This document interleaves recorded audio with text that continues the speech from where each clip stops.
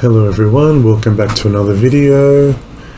Today we'll be making a 90% olive oil castile soap, or otherwise known as Bastille, but in recent decades it's been referred to castile just as long as all the carrier oils are vegetable based and not like lard or derived from animals.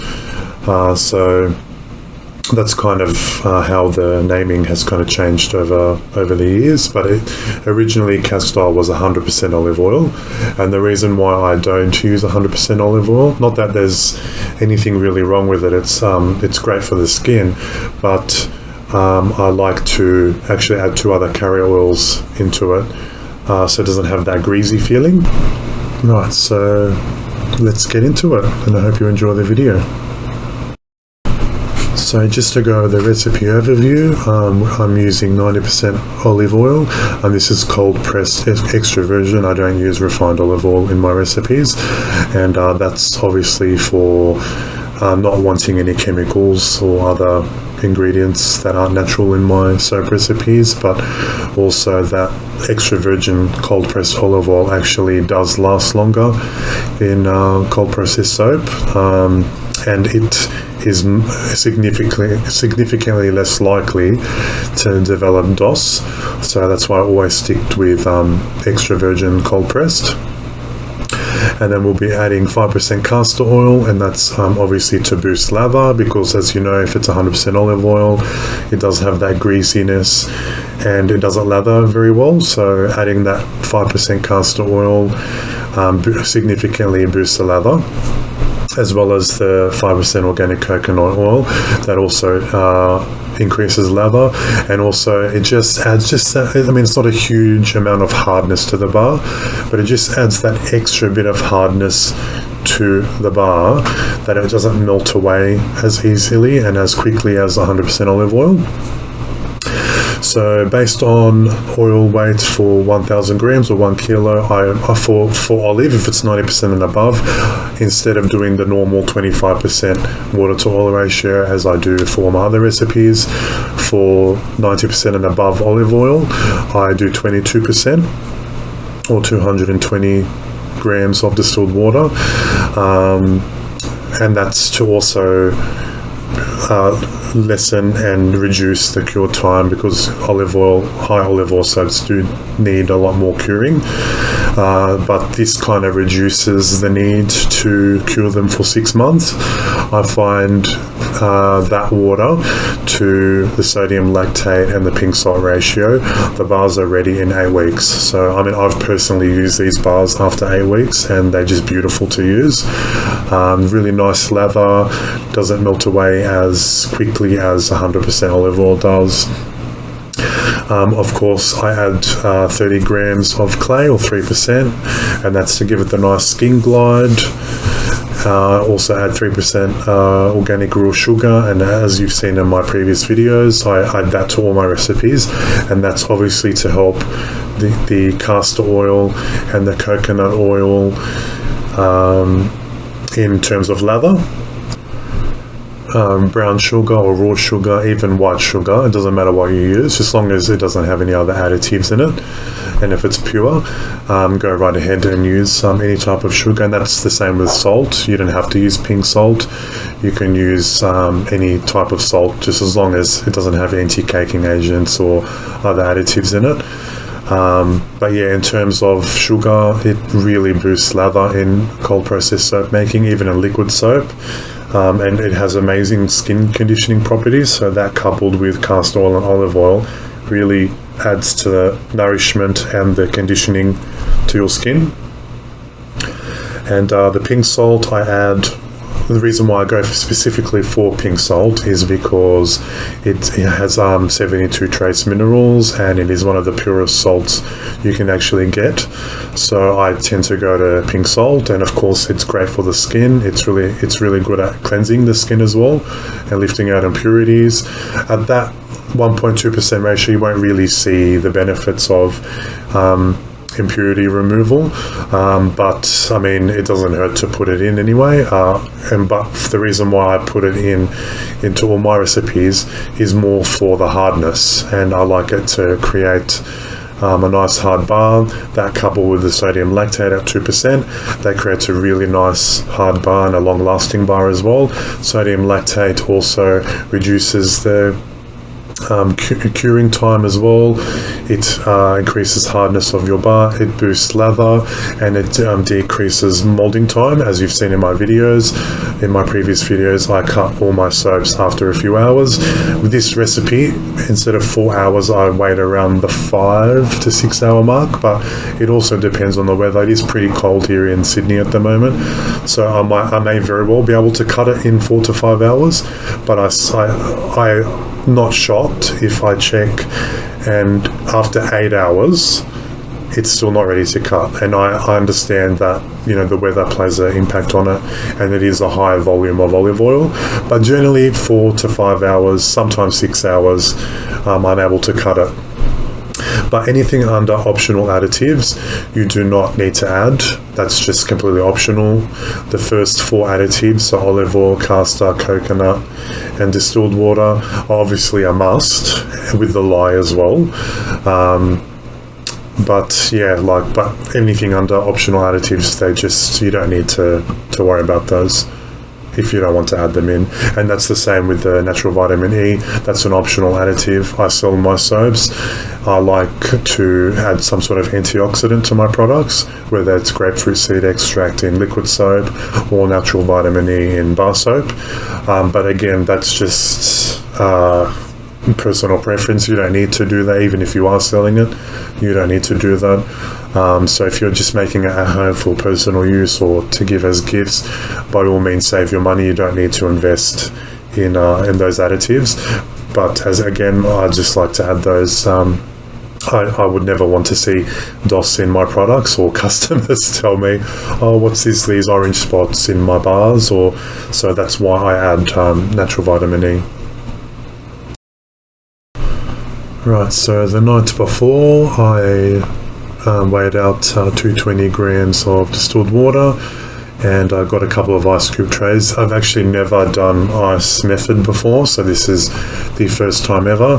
And the reason what prompted me to do that this time is because I usually mix my water outside, and I didn't want to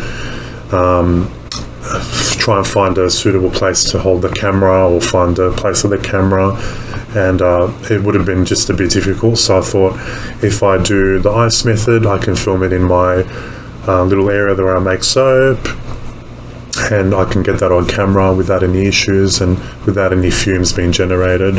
I went ahead and mixed the salt and the sugar into the distilled water, and I mixed it until it's mostly dissolved. I'm not too worried if it's not fully dissolved, because I know when I do the heat transfer method with a little bit of coconut oil that's in the recipe, I know that the rest of it will completely dissolve, so I'm not too fussed about that. I wasn't sure how many ice trays I'd need, so I just got 2, but it just ended up needing the 1. So this was about 14 hours before I actually started to make the soap. When I took the ice cubes out of the freezer in the morning, I left them out for a good 10-15 minutes before I added the light to it, and I shouldn't have done that because it did thaw a little bit, it did partially melt, and I thought, oh no, it's going to create fumes or whatever, but it actually didn't. It was very well behaved, and it didn't heat up too quick. So that was a plus, but I recommend maybe not leaving it out. Maybe as soon as you get it out of the freezer, just use it straight away with the adding the light to it.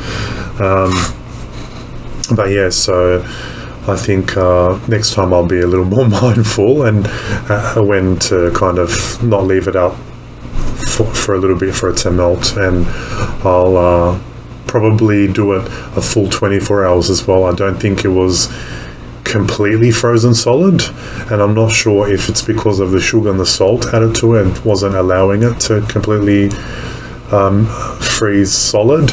But either way, even though it was partially melted, as you've seen before I added the lye, it was still fine. It didn't create any fumes or steam, which was great, and it was still hot enough. It was at 60 degrees Celsius for me to actually transfer it onto the coconut oil and melt that as well.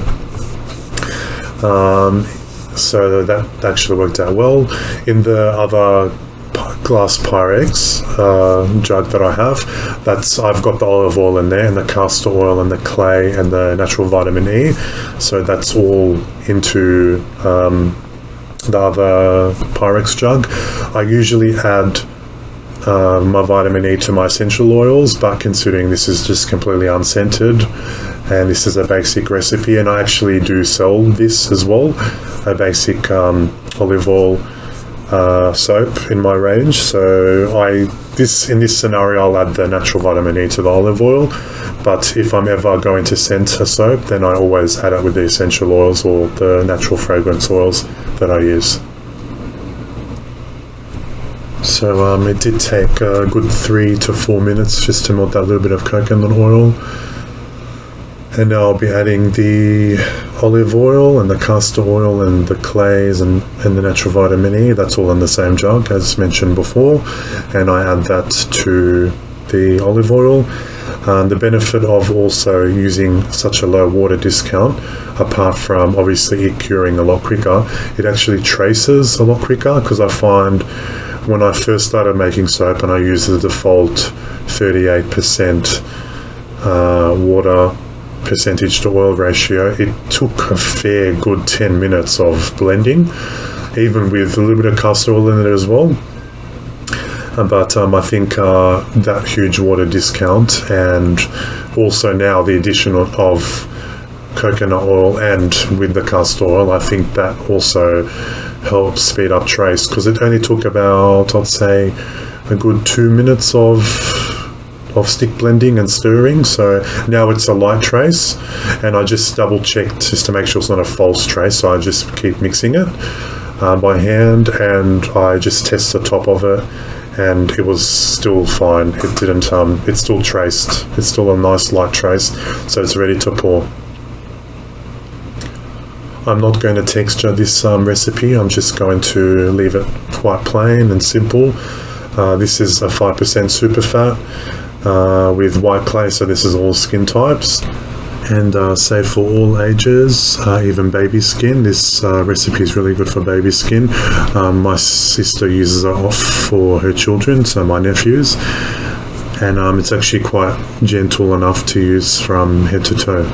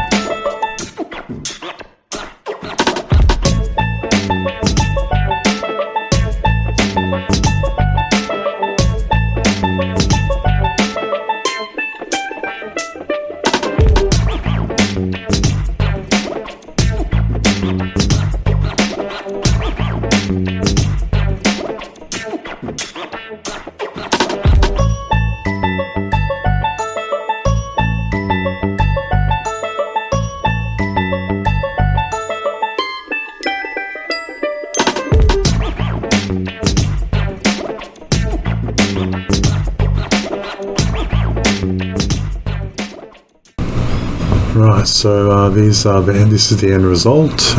It's quite a beautiful bar. It's nice and simple.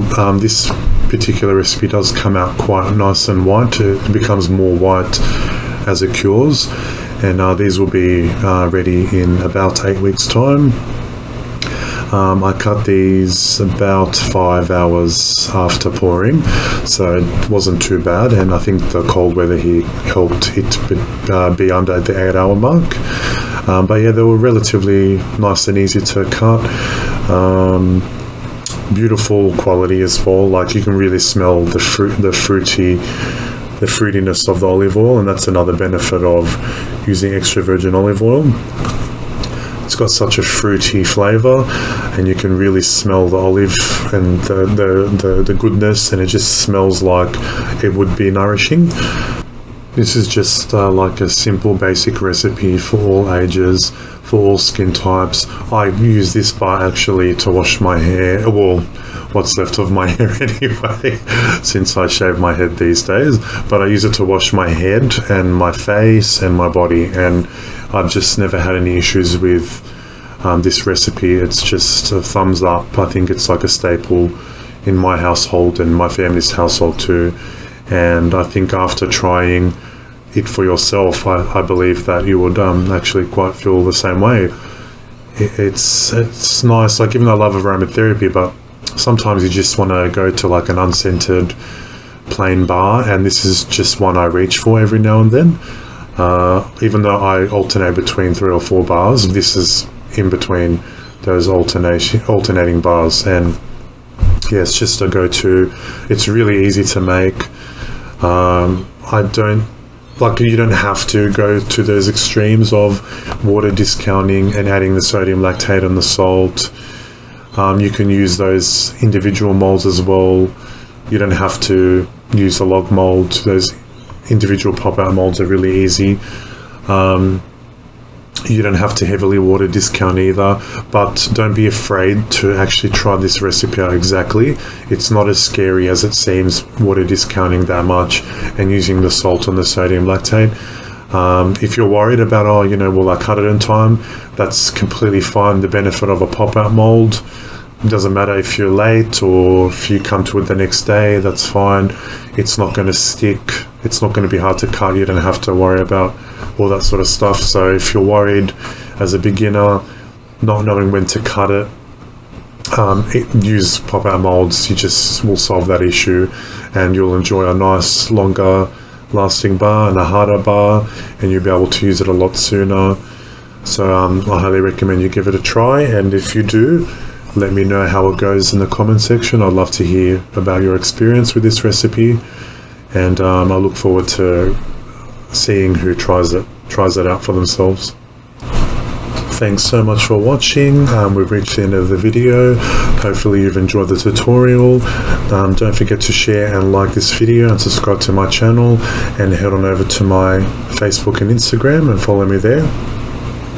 I really appreciate all the comments I've been receiving, and I look forward to creating more content in the future. If you would like to make a donation, if you find my videos useful, head on over to my content creation page on my website and make a small donation, and that's to help me sustain creating more content in the future. Also, all my recipes, I share all my recipes and everything I do, and there's a lot of trial and error that goes into the recipes I've formed over the years. So if you find it useful for your business or even for hobby, feel free to make a donation. Until next time, be safe and happy soaping. Bye for now.